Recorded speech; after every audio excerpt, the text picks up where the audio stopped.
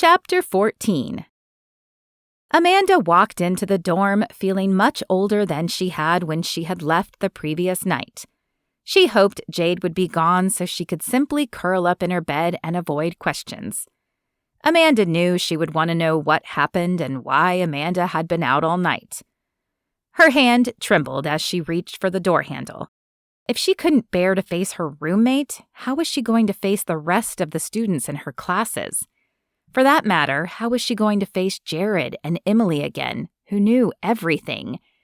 With a heavy sigh, Amanda pushed the door open and entered the room, her head down. The room was blissfully dark and empty. Without even removing her clothes, Amanda climbed into the bed, faced the wall, and pulled the blanket up by her ear. Though all she wanted to do was disappear, she couldn't get the image of Caleb's malicious grin out of her mind. Except to use the bathroom, Amanda didn't get out of bed the rest of the day, or for her class the next morning. At some point, she heard Jade enter, but the girl was eerily quiet. She didn't ask Amanda how she was feeling, which led Amanda to believe Jared or Emily had spoken with her. Whenever Amanda would get up to shuffle down the hallway to the bathroom, she would see food sitting on top of her study desk, but she had no appetite. After Jade left for the day, Amanda pushed back the covers. She had no plans to attend class, but the ripe smell coming off her body was starting to affect her, and she decided she could at least shower before returning to bed. Gathering her bath items, she walked head down to the bathrooms a few doors down. Though the hot water didn't erase the violated feeling, it did soothe her raw nerves minutely. After drying off and dressing, albeit in baggy sweats and an oversized shirt, she headed back to the dorm room, ready to crawl back under the covers. Her sheets would need a wash soon too, but that was a problem for another day. Amanda stopped in the hallway at the sight of the blonde girl standing outside her room. The girl faced the closed door, clenching and releasing her fists as if unsure whether to knock or not. Something about her seemed familiar, but Amanda's mind was unable to place from where. "Can I help you?" The girl's wide eyes met Amanda's. I was hoping maybe we could talk."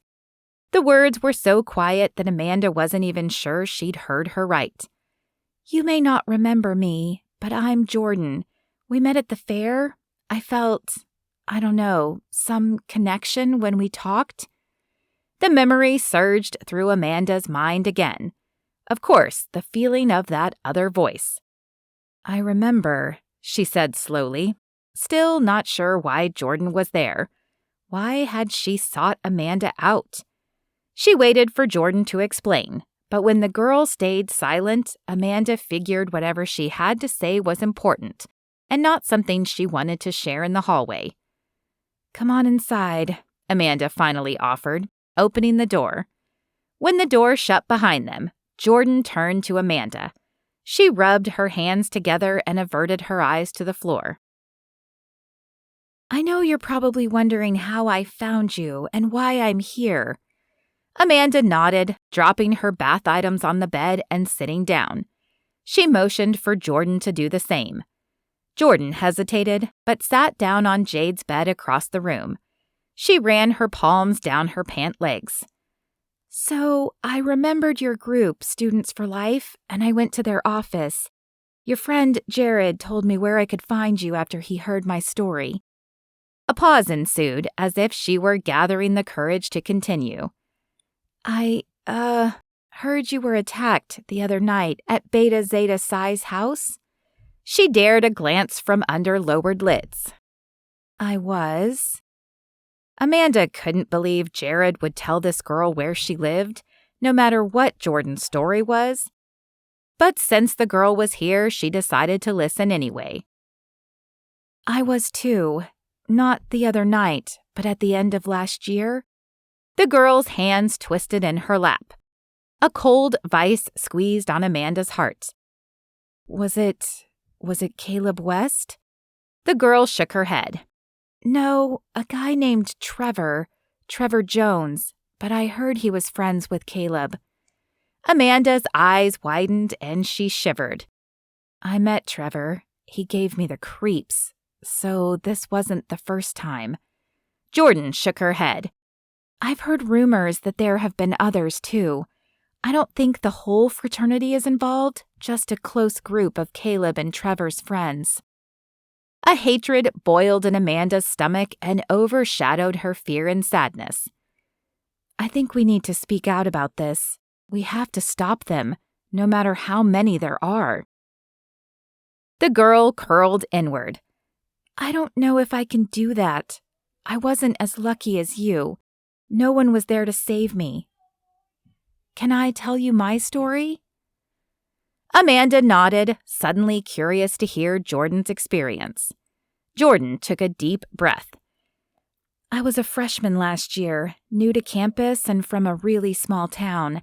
I hadn't dated much in high school, so when Trevor paid attention to me, I fell hard. I couldn't believe he would be interested in someone like me." The words pierced Amanda's heart. They were so close to her own story. "Anyway, near the end of last year, he invited me to a party at the frat house. I was elated. I would get to walk in on Trevor Jones's arm. I just didn't know I'd be walking out alone." She paused before continuing. "I have little memory of that night. I remember it was loud and there were a lot of people there. I remember being really tired, and then it's all kind of blank. I woke the next morning sore and confused. Trevor was gone. In fact, everyone was gone. The house was completely empty. I couldn't believe he had just left me there. A few weeks later, I began vomiting several times a day. My clothes felt tight and I was sore everywhere. After a trip to the clinic, I found out I was pregnant. That's when I began to piece together what had happened. I was a virgin before that night, and Trevor drugging me and taking advantage was the only thing that made sense." Amanda's hand covered her open mouth. That could have been her fate if it hadn't been for Emily and Jared. "I thought my mom at least would be supportive, but she told me that I needed to have an abortion. I kept putting it off, though I wasn't even sure why. I didn't have any moral opposition to abortion. Finally, I decided I couldn't put it off any longer, and I looked up the closest clinic, which was in Dallas. I was supposed to be going the day I met you at the fair, but something wasn't sitting right, and I decided to go for a walk. I don't know how I ended up at the fair or at your booth, but then you spoke to me, and something changed. I got this feeling that I was having a son and that I couldn't abort him. I ended up calling a health clinic here, and I decided to put him up for adoption." Amanda's heart went out to the blonde.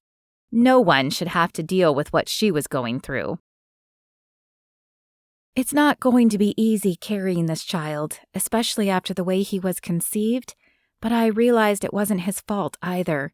And the center gave me a job, so I'm answering phones there now and helping other girls like me. I just wanted to say thank you. I was so depressed this year, but having a purpose for this baby now, I feel like the cloud is starting to lift. I hope you can find some of that too." As Jordan spoke, Amanda realized they had met even before the fair.